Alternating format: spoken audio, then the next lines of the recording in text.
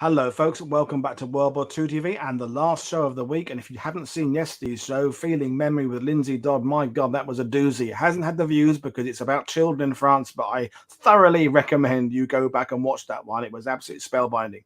And also, Spellbinding was the first show in this series. See what I did there with the link? We are back with Jim Carter for part 2 of One Man's Career with the Royal Navy. This time we look at life mostly aboard HMS Nubian. Jim's book, Heart of Steel, which I'm holding up here, can be bought from the link below. But without further ado, I'll bring Jim in. Good evening, sir. How are you today?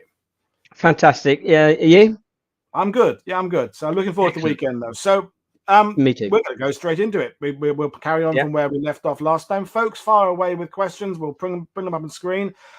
Jim's in charge of the PowerPoint tonight. So part 2, Hearts of Steel. Okie dokie. I just wanted to say, actually, that one yesterday was amazing. You're Wasn't right. it? Lindsay's Yeah. talk, unreal. Really got to watch that one. It was good. Right. Hearts of Steel, part 2, 1939 to 41. Am I clicking this with the... Hang on. That went pop in my head. Why is that moving up? Hover your mouse over the screen then and click it on. That's better. There we go. Right. Okay. So just this evening, we're going to talk about mainly about HMS Nubian. I didn't have a lot on the man this time, but it's mainly about the ship and the people around it, the actions and the like. We're going to have a look at the Eastern Mediterranean from 1940 to 41, the Battle of Torrigo, which is a destroyer action, classic destroyer action that happened in 1941, and then the evacuation of Crete. Just a quick recap. So Herbert Leader was my great-grandfather. He joined the Navy in 1918 to 1945, which is covered in the last video. He did a number of 6-month deployments out of Portsmouth in between the wars, which is, we were talking about why he served on a number of ships, and that's why they were generally just short commissions for a while, certainly on the Channel ports. And then he went to the East Indies on 2.5-year trips. And that was based out of Ceylon. And I did work out he did at least 10 years away from his family, which was one of the questions again that came up. I can't put it any closer than that, but it was a long time. Wow. So yeah, so in 1938 he was assigned to HMS Nubian, which is what we'll talk about today. So HMS Nubian, tribal class destroyer. She won 11 battle honors officially, but she's actually got 13 because 3 of the Mediterranean ones are counted as one. And what we'll talk about tonight, we'll run through, we won't do all of them.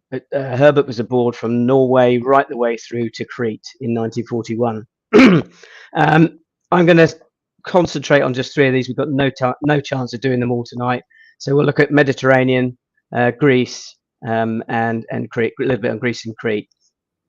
So this particular picture is interesting. It's from 1939, and it's probably, I think she's leaving Portsmouth here for the Med before the war, and you can date that because of that B turret there. It's got three bands on it, which are red, white, and blue bands, and those were there specifically to identify her as a British warship in the Mediterranean, because at that time, Spanish Civil War was going on.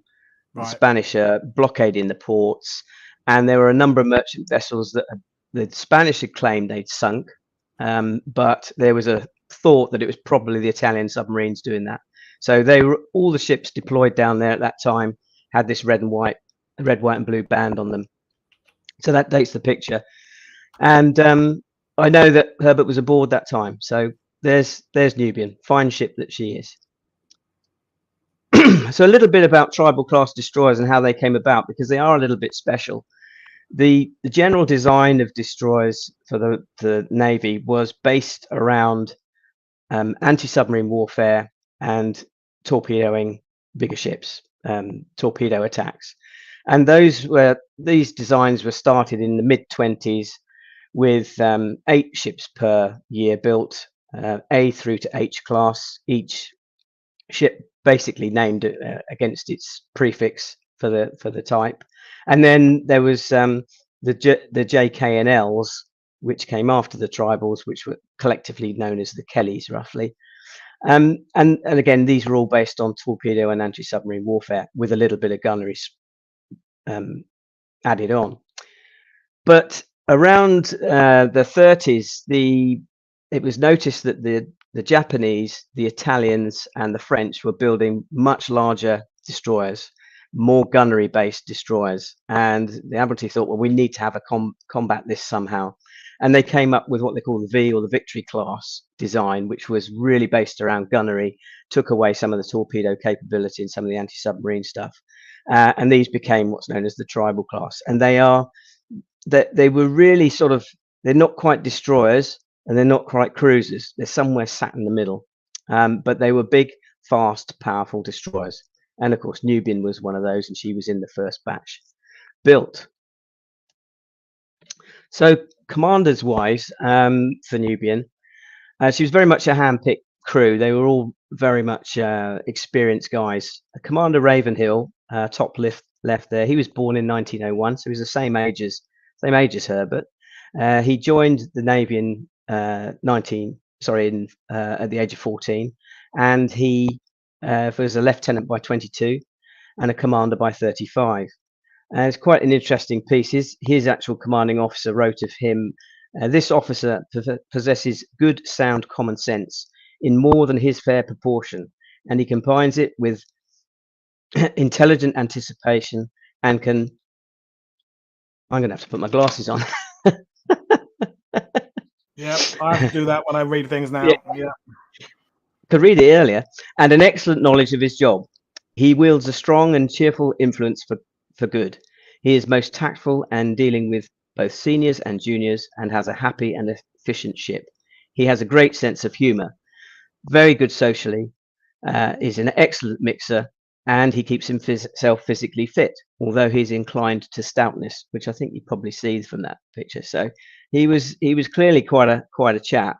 And on the right is John Fitzroy Dwyland Bush, who became his first officer.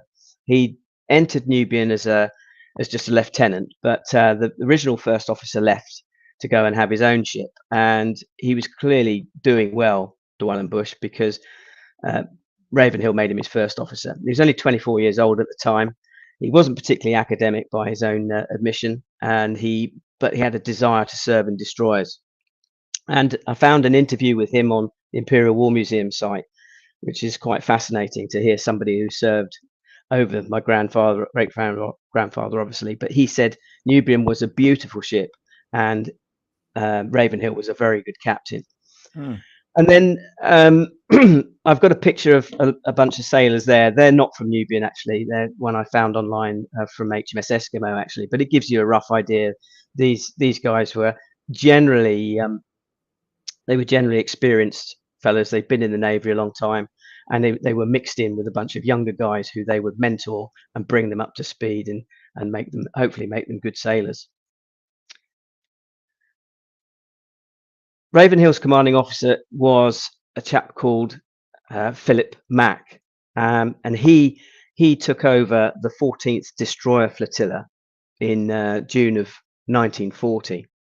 Now, Philip Mack was quite an incredible chap. As you can see on the top right there, he's a typical hardened sailor. Whilst being a captain, he's still got tattoos on his forearms. He's got snakes encircling his forearms there. He smokes a pipe. He's a strict disciplinarian, but really well liked by his crews. He suffers dreadfully from seasickness, but has great empathy with people also that have the same condition. So he's a very well liked, very respected officer. And he was born in 1892 up in Paston in Norfolk. He was in the Navy by 13. He served in Gallipoli. He was in command of the Q ship Result when she attacked U-45 in the First World War and got mentioned in dispatches for that. He went to the China station. He was naval attaché in South America for some time, and then before he joined D14, he was on the East Coast convoys. So an incredibly experienced fella. The real shame with Mac, he became an admiral.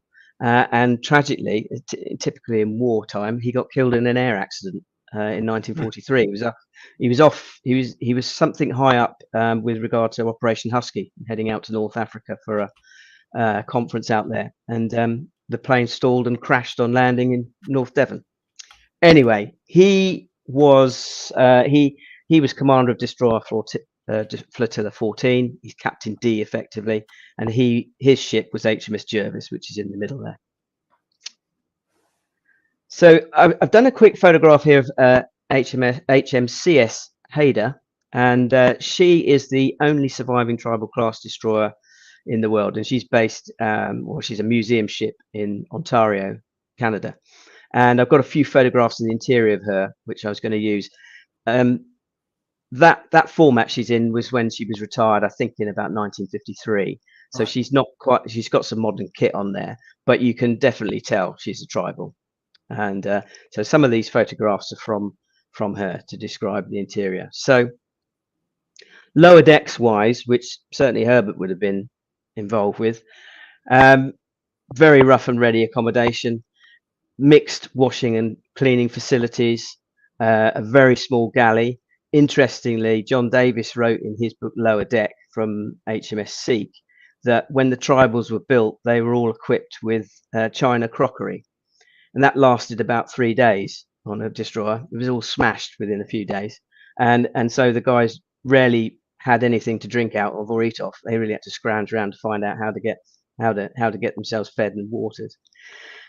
From a sleeping perspective, lower decks were still like the age of Nelson. They were in hammocks, and they were stringing those hammocks, as you can see from the ceiling there. Quite interesting on that little dent in there that's stopping the hammock move about. But operationally, they probably rarely used them because the ships on operation, they really didn't have a lot of time for sleep and relaxation. They were constantly on watch, and they had to grab sleep where they can, generally on those benches there or on a table. Also, it was very common for that deck to be awash with water, and in some instances it was reported up to a foot deep. So they were most likely wet most of the time. Pretty miserable existence for the lower decks. For the petty officers, things were slightly different. They were located in the forward superstructure.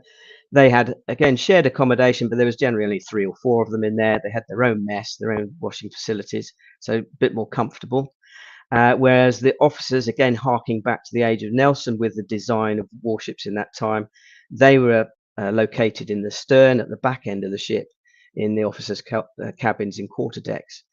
There were 4 officer cabins, dual occupancy, and then the first lieutenant had his own cabin. So that was the officer accommodation. And the captain, he had 2 cabins. He had his sea cabin, which again was in the forward superstructure, just close to the bridge, so that when on operations, he could be very close to what was going on the bridge. And on the quarterdeck, he had much larger accommodation, where he had his own washing facilities, his own eating facilities. That's where he would eat, and he even had his own fireplace. So quite different. Now, what's also interesting about this, if you look at the destroyer flotillas, Philip Mapp, for instance, whilst he had Jervis as his main ship, if it was in for a refit or repair, whatever, then he would go aboard another ship and run that as Captain D. And quite often he would go aboard Nubian, so he'd be Nubian as Captain D. What that meant was that Ravenhill was still in charge of the ship, running the ship on a day-to-day basis, but he had his commanding officer with him, who was also a captain of a ship. And that could cause a bit of friction because Mac would have brought his staff with him. So the guys under Ravenhill will be working for Ravenhill on the bridge, but he's also got Mac and all his guys on there with him too. And there was a bit of generally they were saying, well, are they looking at us? Are they judging us or what? And of course, when Mac would have been aboard, he would probably have the captain's day cabin, and Ravenhill would be in the sea cabin all the time. So sharing accommodate. It could be quite crowded, I should think. So that's the command structure. As far as Nubian was concerned, when war broke out, she was in the Med. So September 1939, she's out in the Med, and she's immediately reassigned to do convoy duty on Methil, from Methil to Bergen, looking after the iron ore convoys backwards and forwards there. And then she was involved in the Norwegian campaign, effectively at Namsos with the landings there, and that was quite an important role she had. She was really a command and control ship, and she quite often had General Carton de Wyatt on board, who was the commanding officer of the British and French forces at the time. Love to talk to you a bit more about that, but it's too big a subject to deal with. But we today. can do it in the future, Jim, because absolutely. I wish I'd done more content about Norway when it was, because I was running World War II TV when the anniversaries of some of the things in Norway in 41 and 42 were happening, and I didn't do it then. I mean, I can do it at any time, but I wish I'd done more about it, because I'm beginning to realize that it was one of the most important campaigns that could have kind of turned the course of the war, and we don't talk about it enough. So you're welcome to come back on and talk about Norway whenever you want. Yeah, right, fair enough, no problem. Okay, so she comes back from Norway, she has a refit in Plymouth, and then she's assigned to the Eastern Mediterranean in Alexandria. And it's worth just looking at the situation in the Eastern Mediterranean at the time. The key thing here is the oil from Iran and Iraq. We've got 3 British ports in there. We've got Gibraltar protecting the entrance to the Mediterranean itself, obviously, and Alexandria. To get to Alexandria, you can only either go west to east across the Med, or right the way around the Cape Horn, around the south, South Africa, and then up the Suez. But that, of course, is a 6,000-mile journey. So you really want to try and keep that lane open so you can go through.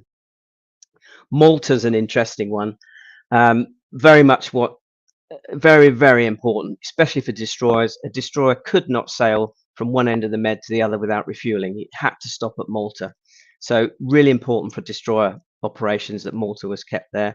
The army didn't really want to keep it. Neither did the Navy. The RAF. They weren't too worried about it, but the Navy was desperate to keep hold of it.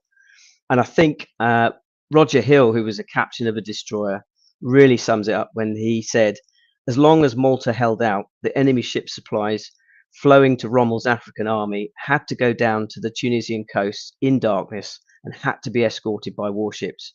The fact and threat of submarine, air and surface attack on the Italian supply ships slowed down the reinforcements tremendously. Remove Malta and anything that floated, including tugs towing a line of barges, could wander across direct to Tripoli or Benghazi at any speed and unhindered. So Malta was obviously very, very key from a shipping point of view. And of course, the trouble is Alexandria, Malta and Gibraltar are surrounded by potential enemies at the time. You've got neutral Turkey, fortunately, buffering Iran and Iraq. You've obviously got what's going on in Germany and eyeing up Russia. Italy's become belligerent. France is now occupied. Spain is neutral with a big question mark on it, because we're not sure which way they're going. Northern Africa's Vichy France, Italy, and so those are key outposts really for protecting the Mediterranean. Okay. Sailors, soldiers and airmen based in Alexandria were obviously a hell of a long way from home. It was a big key port. Lots of ships, lots of men, and morale is incredibly important.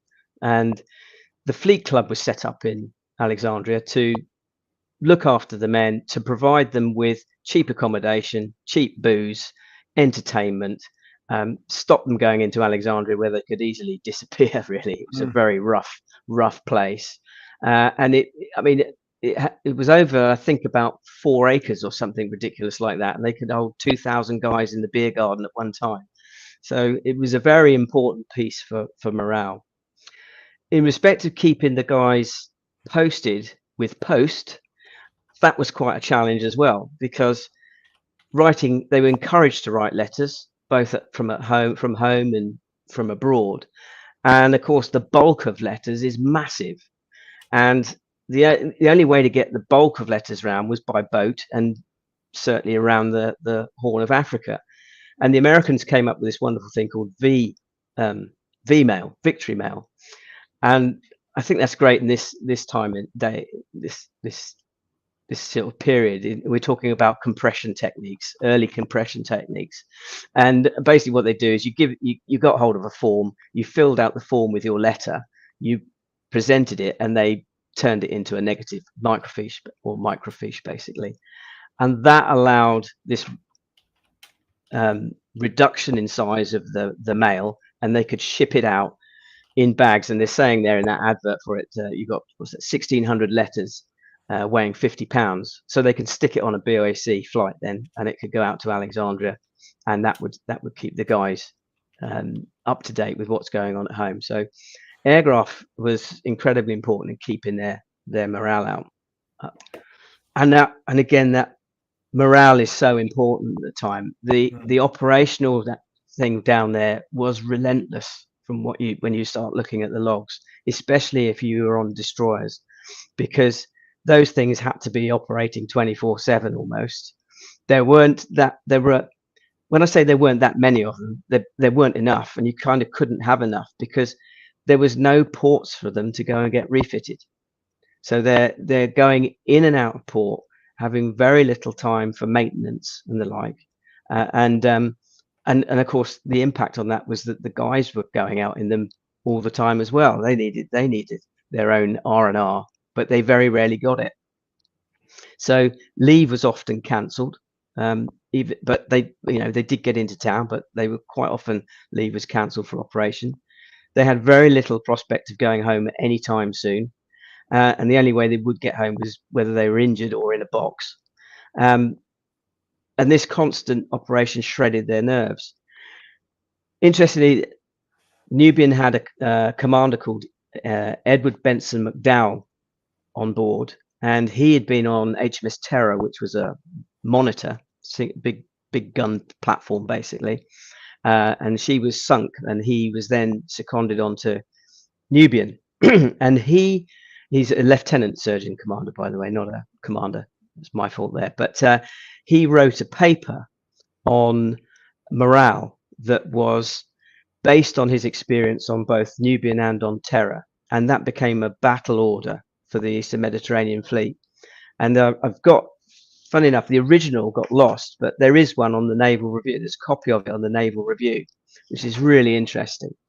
And he was really looking at what's the effect of morale on the crews and their efficiency and that kind of stuff. And it was taken by Lord Moran, who is Winston Churchill's physician, who wrote The Anatomy of Courage. And that book has been the basis for understanding servicemen's courage, their morale. And it basically says that everybody's got like a bank of courage, and every time you go into combat or whatever, you use up a bit of that courage until you've actually got none left at all. And he goes through that from an Army, Navy and Air Force perspective in there. But what's really interesting in that is he uses part of McDowell's work, which I realized identifies Ravenhill as within it. And he says this about Ravenhill, which is towards the end of the Mediterranean. He said, "I saw the captain of a ship drinking a cup of tea on the bridge in the course of dive bombing attacks that had gone on all day. While he was drinking, the lookout reported, 'Aircraft on the starboard bow, sir.' He did not even look up. 'Aircraft diving, sir.' The captain glanced up only. 'Bomb release, sir.' And the captain gave the order, 'Hard a starboard,' and went on drinking his tea until the bomb hit the water nearby." The reaction to this episode was a kind of schoolboy hero worship on the part of everyone who saw it. And when the bombing had ceased, the captain went down to his cabin, and when he was alone, he wept. Wow! So he was massively affected by that, and I think he was arrested afterwards. And I got another one from Roger Hill, who wrote the book Destroyer Captain. He's incredible, and this is what this is reflected, I think, in the rest of the crew. And he said, "As I stood on the bridge keeping station astern of Penn, which was another destroyer, I had a violent reaction. My knees shook so hard I had to hold on to the bridge rails. I felt sick and utterly terrified. The thought of going over the 1,000 miles to Gibraltar without another friendly ship or aircraft appalled me. I felt sure the Italians would be waiting for us at daylight. Our speed was 25 knots and their cruisers went well over 30. I wondered if the others on the bridge saw the state I was in, and as soon as we went clear of the Grand Harbour, I went down to my cabin, and was violently sick. Wow. And yeah, it's pretty powerful. He actually came up. He had a nervous breakdown and was sent home in the end. But it gives you an idea of if they're feeling that, the rest of the crew are. If if you're penned up down in the boiler room or something, it must have been Forgive hideous. my ignorance in this, because these operations they're on, are they kind of indeterminate in length? I mean, I'm thinking about like the Atlantic convoys, where we know there are particularly dangerous bits and then less dangerous bits, and the bits it's fairly safe, and you kind of know when the end is coming. You know that once you get to a certain point, it strikes me from my knowledge of the Mediterranean at this time, it's just a never-ending, ongoing danger. Is that kind of how it is? Yeah, it is, and I mean, we're going to touch on it a little bit in a minute, but the Italian Air Force was very, very good at reconnaissance, picking up the ships, reporting back their position, and then within an hour, they'd be bombers overhead, and they might be high-level bombing, and maybe not that accurate, but boy, you would know about it, I'm sure, and it'd be pretty frightening. Definitely. So yeah, these guys are under a hell of a lot of strain. So Nubian's job and the general destroyer job down in the Eastern Mediterranean was basically convoy protection as one part of it, but mainly naval bombardment, screening the bigger ships, dropping shells on North Africa, or fleet action and screening duties. And Nubian was involved. Again, we can't talk about these much today, but she was involved in the Battle of Calabria.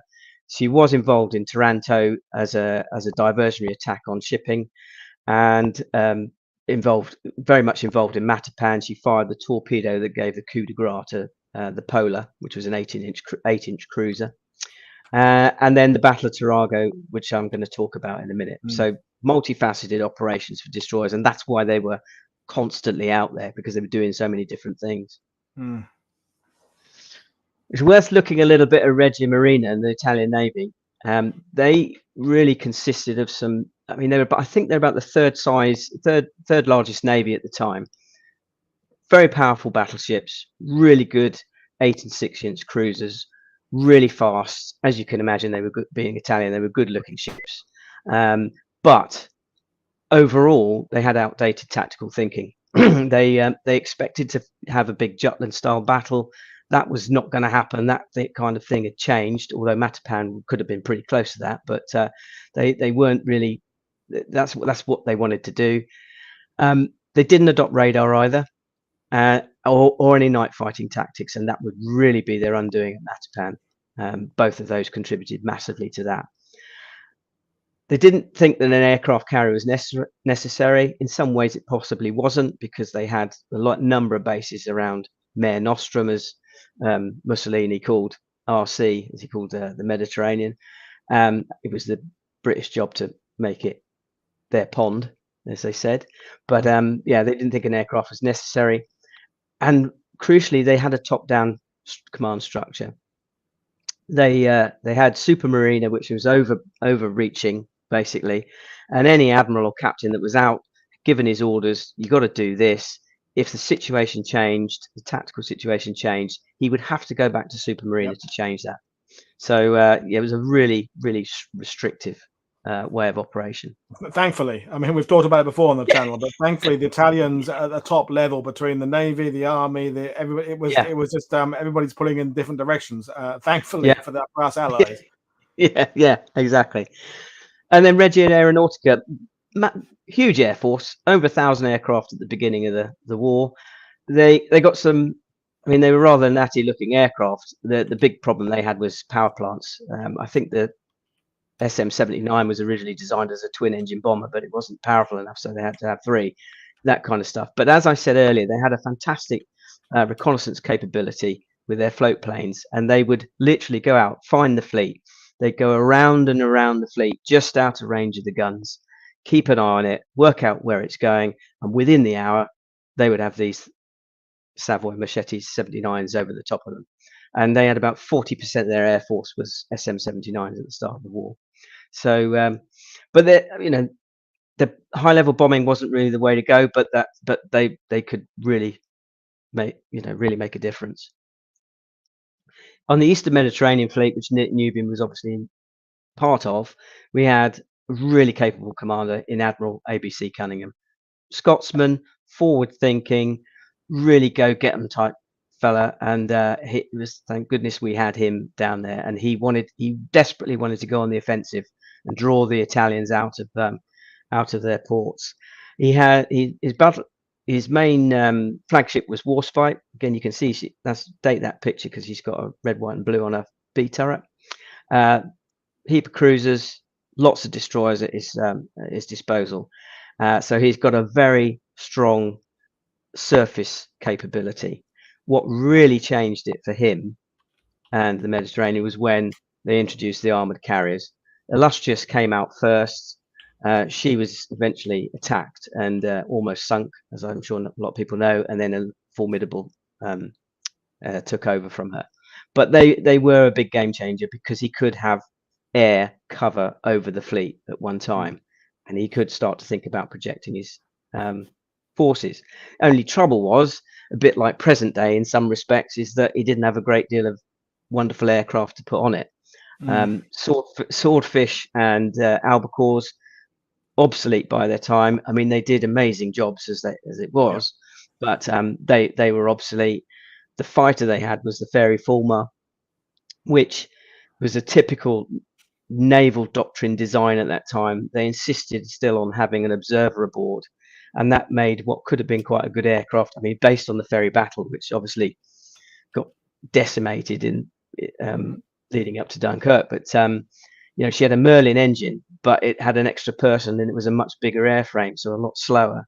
Luckily, it mainly came up against the Italians, who were comparable, you know. But once the Germans arrived, that thing was toast. And what, just to interrupt you, if anyone's watching this who wants to come on and do a presentation about the Fleet Air Arm, it's a subject I haven't tackled on the channel yet, and I would love to. So any Fleet Air Arm experts out there who want to come on and deliver something on this aspect, get in touch. Back to you, Jim. Yeah, no worries. Okay, so that's the aircraft they had at their disposal. But two things I want to quickly talk about that have really affected the career of Nubian and what the Royal Navy did was two key operations. One was Operation Judgment, the attack on Taranto Harbour.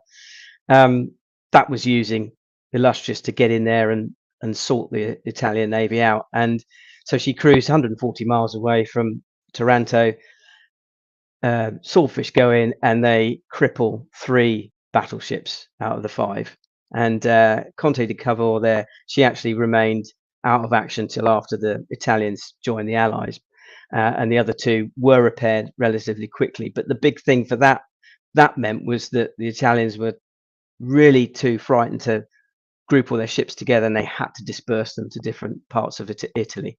And so that became, you know, if they wanted to come out and attack the British, they had to form up somewhere and then make their attack. So Judgment was a big part. And as I said, Nubian was off doing a diversionary attack with some cruisers and other destroyers, and they sunk a convoy up. I think it was coming out of Abyssinia at the time. So that was Judgment. Another bit that I don't think gets a lot of coverage, which should do, is Operation Compass, which really was another thing that affected what was going to go on next, because you had Graziani had come 60 miles inside Egypt, sat there with his army, waiting for the conditions to be right for him, and Richard O'Connor was instructed to kick him out, which he was supposed to do in a couple of days, but it ended up going right through to February. And that wasn't a bad thing, because actually what he ended up doing, as I'm sure you know, is push the Italians right out. He decimated them at Biederfeld. Over that period of time, they lost 10 divisions, 150,000 men in captivity. He'd kicked them out. The trouble was, he was under a lot of pressure to stop that operation and to move a lot of troops into Greece, nearly half his force into Greece, because Churchill had promised Greece that we'd come to their aid, of which the Italians were making a mess of it, and the Germans were coming along. So that's going to be a big problem coming forward. So of course, that as Hitler had said, he would never spend a pfennig on the Mediterranean, and he ended up being sucked into it because of this strange allegiance with Mussolini. And the first thing that happened was he ordered Fliegerkorps 10 which was languishing pretty much in northern France with their Stukas and some Ju-88s, and said, well, we'll move them down to the Med because they've been sidelined basically. They needed air superiority to operate properly, and that was pretty much inspired because there was no. They had free reign, and they were brilliant. They've become brilliant anti-shipping tools as well as forward artillery. And the guy that was really in charge of that was a chap called Walter Enitsaris. He was Group Commander of STG-2, and he was instructed. His instruction, or Fleet Corps' instruction, was go and sink Illustrious, get rid of it because it's causing us a lot of problems. And they were using these big 500-kilogram bombs. So you look at a Stuka and you think, well, it's not a very big bomb on it, but actually it is. It's a dirty grey bomb. And they would be, I can't remember what the German for it, but it was no delay. So as soon as they hit, they exploded. So that was his job. He basically got his guys, they mapped out with boys the rough area of the flight deck of Illustrious, practiced dive bombing it. And they reckon that they'd take 5 bombs to destroy the thing. It took them 7 to put it out of action, but it was never sunk. Obviously, it went back to America and got repaired. But that was him. He was a very, very clever, very good anti-shipping guy. Obviously, on 12th of February 41, Rommel arrives in North Africa, and I think his words on Operation Compass and what could have been are quite revealing, because he said, on the 8th of February, leading troops of the British Army occupied El Hila. Graziani's army had virtually ceased to exist. All that remained of it were a few lorry columns and hordes of unarmed soldiers in full flight to the west. If Wavell had now continued his advance into Tripolitania, no resistance worthy of the name could be mounted against him. So, big blunder really to remove all those forces. And of course, he kicked us back all the way back to our almost the start point by the 13th of April. And that was the beginning of backwards and forwards for a long time. Yeah, so where does all the North Africa tennis match, as Al Murray calls it. Right. Yeah, that's it. Yeah, so by the 13th of April, he's sort of knocking on the door of Egypt. He's got Tobruk under siege, although he has got this massive long supply line that he's got to deal with. And he was desperate to get additional material in, which leads us on to the Battle of Tarago and why that happened. And it is, as I say, a classic destroyer action that Nubian was involved in. And this is from the Imperial War Museum. It's an artist impression of what's going on. The one, if I don't, can you see my mouse? So no, you can't see my mouse, can you? No. Well, the destroyer on the left is supposed to be a Mohawk. The destroyer sort of to the right is Nubian, and heading off into the distance, Janus and Jervis and all this convoys destroyed in front of you. So let's talk a bit about that. I was really lucky to find an inquiry into. You can probably see it, the sinking of Mohawk, which we'll talk about in a minute, but an after-action inquiry stroke report, which was fascinating because each of the commanders of the ships were interviewed at this inquiry, as were a number of crew members of Mohawk. And there's all diagrams in there that were beautiful diagrams, really, that were drawn by the commanders of where they thought their ships were and what happened at the time. And I used that to in my book to describe this particular action. How it came about was that, as I said, the supply lines were very long for Rommel, and he needed lots of supplies to come across the Mediterranean. And the government, the British government and the Admiralty were really concerned about this and saying there's too many getting through. And what we need to do is, you Cunningham, you need to get your act together and start sinking some of this stuff and deterring them from coming across. And he did have a plan in place. He had Strike Force Malta that he wanted to use, and that was again D14, headed up by Captain Philip Mack out of Jervis. And it was quite a clever deployment to Malta of these ships. First of all, let's look at the deployment to Malta. It was actually very difficult to do that because the ships could only operate at night. They had to be dispersed in their berths around Malta because it was under attack all the time, and they didn't want to lose didn't want to lose all 4 at the same time. So they had to operate at night, and that was a big problem, because operating at night meant that they had to travel everywhere flat out. And for a destroyer running flat out, he's using 2 tons of fuel per hour, and it would restrict his range to about 1,000 miles. And again, that's why mortar's so important, because it allows the reach of those things to get amongst those convoys. The other clever bit about this deployment of these 4 destroyers was that you got Janus and Jervis, which were J and Ks and torpedo orientated, and then Nubian and Mohawk, which were gunnery orientated. But the real killer is that Janus had just been in for a refit, and she'd got 286 radar fitted. Now that was quite unusual for a Mediterranean destroyer to have, because most ships were picking up radar at this time of the war and during a refit, and they were radar was mainly allocated to the North Sea, to the Northern Atlantic, sorry. And so it was quite unusual for one of the destroyers in the Med to have a radar. So it's pretty cute to put her within Strike Force Malta, because you've suddenly got radar added into the other stuff that she's got. So a very potent force there to go out and hit these convoys. So Rommel needed a lot of supplies. He requested the 15th Panzer Division to come out, and forming up in Naples was the 33rd Signals Battalion. They were 3 motorized companies, signals radios, light signals column, motorbikes, light vehicles like the half track, and that I can't remember what that one is now, but it's a light vehicle. Someone will know what it is. So roughly 300 vehicles, 3,000 officers and men, all needed to be transported from Naples to North Africa. So they formed up a convoy. They had 5 merchant vessels, of which one was an ammunition ship, and they were going to be supported by the Luca Torigo, which was a navigatory class destroyer. She was of the gunnery ilk that Nubian was, roughly, and then 2 smaller destroyers, the Lampo and the Bellino. The picture of Lampo there, if you can see, it's got a big horrible mark underneath the forward superstructure. That was done by Nubian. That's after the Battle of Torigo. So those ships were going to be escorting her.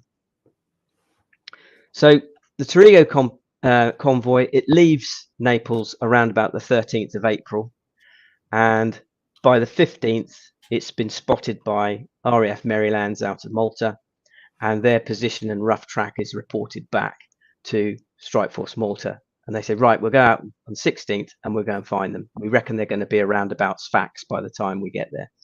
So they head out to SFAX, but when they get there, the convoy's not there. So Philip Mack he's got basically 3 possibilities. One is that they've been spotted by the Marylands, that's frightened them, and they've turned around and gone back to Naples, or the calculated speed is wrong. They've either gone past already because they're too fast, or they haven't got there at all. And he opted on the last one. He said, we've probably not got here yet. So he went on a reciprocal course, trying to get round behind that convoy, which he successfully did. And they started to pick up the radio chatter from the convoy, and then eventually they got the convoy on radar. And on the right hand side there, you can see the diagram that Commander Eaton from Mohawk drew, showing the position. And this is going to be slightly confusing in the next 2 slides, because he's done it from a facing south perspective. So you've got the 4 destroyers coming up hell for leather behind that convoy, heading south. Bellino's on the starboard quarter, Luca Torigo heading up, and Lampo on the port quarter, protecting these merchant vessels in the middle. And these guys have come herring up behind them, know exactly where they are. They've got radar on, and the Italians have got no idea what's coming to get them. And this is the diagram from, and again, I say it's a little bit confusing, but I'll try and explain it as best I can. This is Commander Tothill's diagram from HMS Janus, who was the second in line there. And I've annotated those red lines. I've just gone over the difficulty I had in doing that, you wouldn't believe, but I've gone over the lines that I think Tothill drew, possibly in the inquiry. But as you can see, Jervis and Janus came steaming in and targeted Bellino. And Janus got all the information, the target information acquired from the radar and the spotters and all that kind of stuff, and they fed it to Jervis. Jervis fired first, but she was too close and they went over the top. But Janus fired next and hit Bellino and put it out of action immediately. And after that, just all hell let loose, because Jervis, Janus and Nubian opened up on all those merchant vessels and pretty much hit every one of them and put them, and almost stopped them in their tracks and put them on fire. Luca Torrigo and her captain Cristofaro did an about face and tried to attack. Very brave action. He just turned his ship around and headed straight for those destroyers, and they just kept coming on, and they engaged him next. And very quickly, within minutes, it was a burning wreck. The bridge was bashed up. Cristofaro had lost a leg and was going to die shortly, and so was his engineering officer. And it just disappeared off, and they thought that was it. It was off, drifting and burning. In the meantime, Nubian and Mohawk sail around and they attack the Lampo. They set the rest of the merchant vessels on fire. And as you can see by those red lines, which are the straight red lines with the arrow on, that's the torpedo tracks that Janus fired at the ships. Fired a lot of torpedoes, but one of them hit the MV Sabaudia, which is the one in the middle there, and that was the ammunition ship, and that just exploded. And Jervis was very close to it when it went off, and it literally blew it to pieces. And they reported that the explosion was so heavy it heeled Jervis over, and it threw everybody that was on the bridge to the deck. And there were great lumps that they reckon at least 20 kilos a piece falling all around it.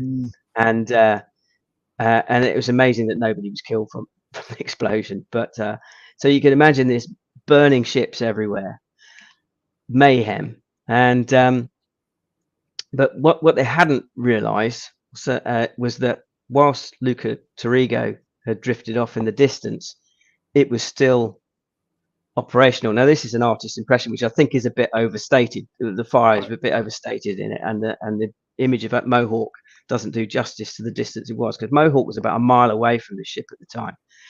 But that despite these guys all being injured and in terrible conditions, they realized that they could still fight their ship, and they got a load of guys to go down the back end of the ship, which I think this picture's too rough, and operate the torpedoes. And they managed to loose off 3 torpedoes. One of them missed Jervis. It went underneath Jervis, but the first one hit Mohawk in the stern and blew the stern off it, and it stopped it dead in the water. Damage control parties really got to work, and they realized, actually, we're okay, we're fine, we've got our stern blown off, but we can move. We can't steer, but we can move. We can get out of this. Literally within a few minutes of them all thinking this and thinking we're going to get away with it, the second torpedo hit, and it hit amidships and blew a sodding great hole in the side of it. And there's poor old Mohawk. She went down fairly quickly then. You can see in the middle, in the midships there, that huge great hole that the torpedo's blown in it just below the waterline that took out one of the boilers, and the rear end you can see is just a jagged mass. And she sunk in only 7 fathoms, 42 feet of water. And Nubian took on a hell of a lot of her survivors, and a lot of those were stokers, believe it or not.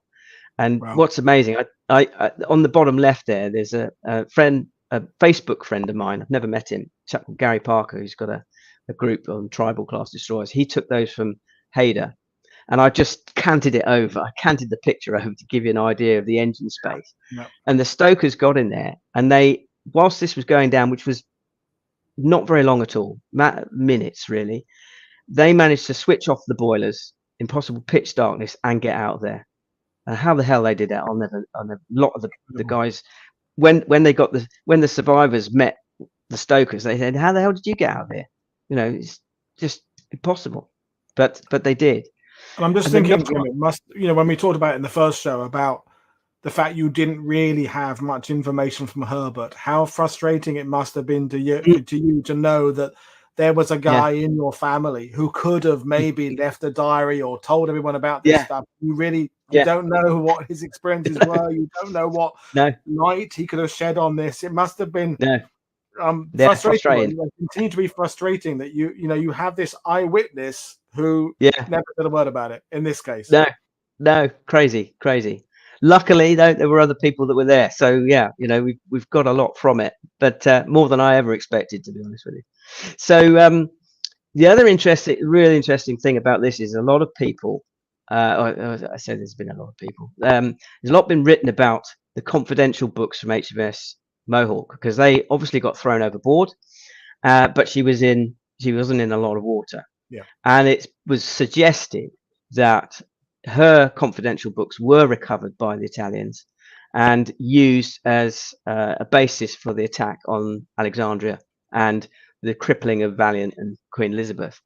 What was interesting in that report was that they had considered that at the time, which you think they must have done anyway. They said, well, there's a fair chance these guys are going to go and get them CBs, so we've got to do something about it. And it states in that report the possibility that the books carried by HMS Mohawk were compromised and was appreciated at the time, and any steps possible to mitigate the results were taken.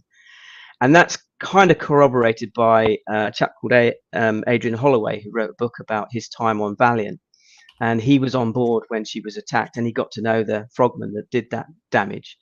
And he said that actually it was really the defensive boom and security that was the problem, because the defensive boom at Alexandria, they kind of got a bit complacent. They let the boom open for hours on end unattended, and they reckon it was more a opportune moment than any real deception through code books and that kind of stuff. So that kind of, I think, puts that little one to bed. So it probably wasn't Mohawk CBs. Although, just to add a little bit of insight, I'm into war movies now. There was the 1962 film with John Mills and called The Sinking of the Valiant, or HMS Valiant. And it's never been released on DVD, never been shown on TV, nothing like that. And there is a theory that the film hasn't been released because the film said something on the lines of there being a conspiracy to do with that. So that's just a quite extra theory about the fact of all the classic movies of the 50s and 60s. Yes, John Mills, he wasn't a nobody. That film, which is a co-British Italian production, has never been available. I've got the Italian dubbed version of it, but I've not, which is on YouTube, by the way, folks. Really? Yeah. But it's never been released in English version, and rumor has it that it's because it contained information that made the Royal Navy look like they had look a bit silly stuff. Yeah, there you are. Rabbit hole. No, it's worth looking at that, because those guys were hellish brave. I mean, those two battleships was their hull, the clearance from the bottom and the bottom of the hull to the bottom of the harbour was nothing. You're crawling about underneath thousands of tons of battleships with a few feet to spare. I mean, that takes, in the dark, for me, that I couldn't do that. That's a fascinating thing. Yeah, fair play to them. Anyway, right, coming towards the end of it now. Basically, Nubian was reassigned to assist with the evacuation of the troops from Greece, because the Anzac and they were getting forced out by the Germans. Very, again, forward-thinking by Admiral Cunningham. When he was told that he had to transport all these guys out to Greece, he immediately planned to get them out again, and he devised Operation Demon, which was the evacuation of British and Anzac forces from Greece. But of course, they landed him straight back into the frying pan, because they went to Crete, and before they knew it, they had Operation Mercury down their throat, and the German paratroops took over Crete, and another evacuation is in the offing, and the Navy were then required to evacuate Crete between the 1st of May and the 1st of June. Now, whilst Nubian was involved in that, just got a slurp of water. No problem. It was decided that they needed to do some kind of attack on the German Italian airfields, and Operation MAQ-3 was devised, where they would attack the big airfield at Scarpanto. The trouble was, whilst Formidable was the formidable ship, through operational attrition, she only had 12 Fulmars left and 15 Albacores. She had some Swordfish as well, but they were no there's no point in sending them on a bombing mission. And it was dubious whether you'd get much result from the albacores either. They were slow. I mean, they had to launch the albacores an hour before the formers, and the informers would then catch up with them to provide air cover over the airfield. They did attack it successfully, but they didn't cause a lot of damage, and they got back to the ship okay, and she started to extract herself from the area. The trouble was, she was starting to get back in the hours of daylight, and our friend Walter Enitsaris was around. He was on the edge of his patrol with his gripper, and they spotted them, and they attacked Formidable immediately, as you would do.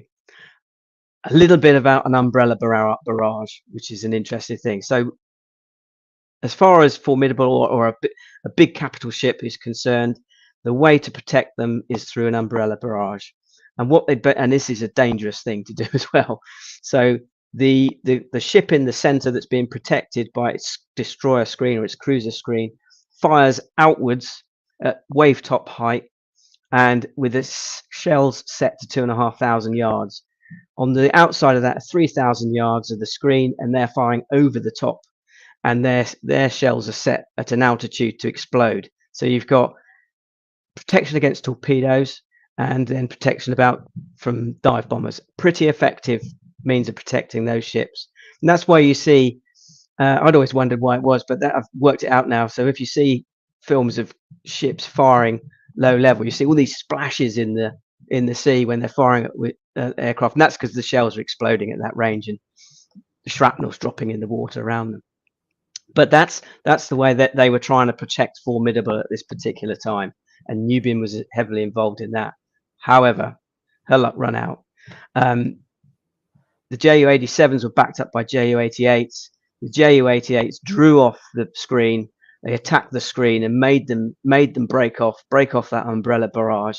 Stukas came in and attacked Formidable, seriously damaged her, and then Nubian, caught unawares really, she was just about to try and get back into to formate the barrage again, and a Ju-87 crept up behind her, and rather than doing a dive bomb attack on her, it did a high level lob. So it lobbed this 500 kilogram bomb, and it took off her back end and blew away the whole of Y turret and disabled X turret. Fortunately, whilst the rudder was damaged, the propellers were intact, and they managed to get her underway again, and they worked out that they could steer her through propeller propulsion alone.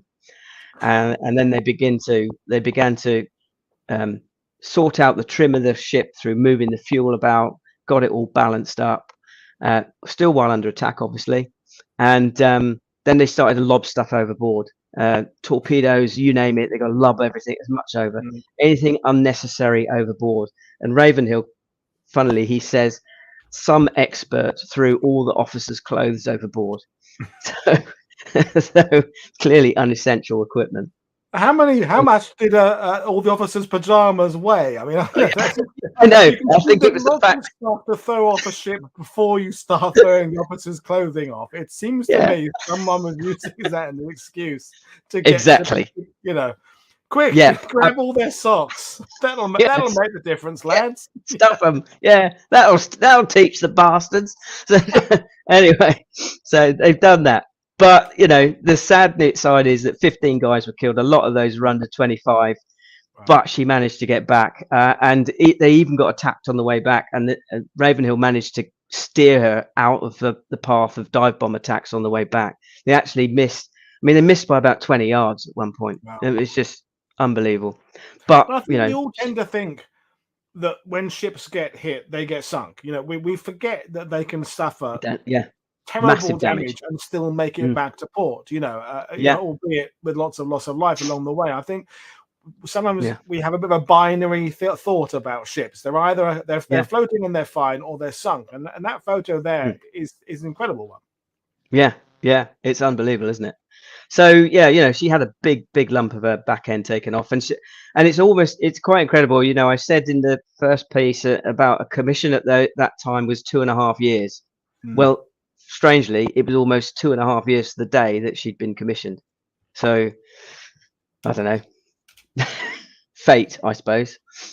Yeah. So there you are. A little bit, just a very brief bit on I mean, this is the butcher's bill from Crete. Every one of those in red is a ship sunk. So 9 ships, cruisers and destroyers, including Kelly and Mountbatten there, were sunk. There was, I think it's 9 or 10 ships there that were seriously damaged, plus another minor damage. So it really decimated the Eastern Mediterranean fleet. And I mean, there was over 2,000 guys killed in that. And there is an interesting quote here by a chap called Hugh Molyneux, who was on Jervis. And this is the sad bit about the end of it. And he said, he wrote on the 30th of June, 41, arrived back in Alex to find a sadly depleted fleet. Practically all the works except Formidable have gone, which leaves the mighty Mediterranean fleet represented by Valiant, Queen Elizabeth, Ajax, Phoebe, and 1 or 2 destroyers, besides the Force B at Haifa. How the mighty have fallen. A month ago, we wondered what we were going to do with all these ships at our disposal. The problem has unfortunately been solved by the Luftwaffe. Wow. So, yeah, a big blow. But as I said earlier, we had a massive navy at the time, and they regrouped, and things did get better. Operation Pedestal comes along in August 1942. That's clearly the sort of the high water markers. I think Max Hastings put it of the Luftwaffe at that point, and then we get into better times. El Alamein, Torch, surrender in North Africa, and we're on the front foot in July 43 with the invasion of Sicily. But it does remind us again how stretched the Royal Navy, as indeed all the Allies were in the kind of 41, early 42 period. You know, where there's Malaya and Singapore has happened. There's Atlantic convoys. There's everything else happening, and wherever you put the strength at that point, you're taking it away from somewhere else. If you put more stuff down the Far East, there's less for the Med. Put more in the Atlantic, less for the Med, and and all that time, the Allies are still, their ships are being commissioned. The development of new techniques and new weaponry is happening, but you're having to replace the ones you're losing and try and increase the size. Of course, it does hit that critical point where, as you said, the Allies do come out numerically superior, but the 41-42 period is really trying. It's an obvious statement to make, but these bare facts that we see here remind us how difficult it was in that period. Yeah, dead right. And so this is it, really. As far as I went in the book, because that was his operational career done, and I think he was. I mean, most of the older hands on, I think Mohawk and Nubian, they were then farmed off to shore bases. I think it was you've done your bit, boys. You've done your bit. Off you go. I'm certain he must have had PTSD. I can't believe that he didn't.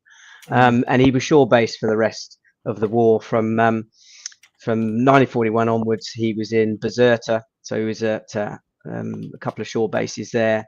I would imagine that he saw the build up for Husky and the like, and was he probably an admin role, but I haven't been able to find that out, unfortunately. And he survived until 1965. As I said, that was the year I was born.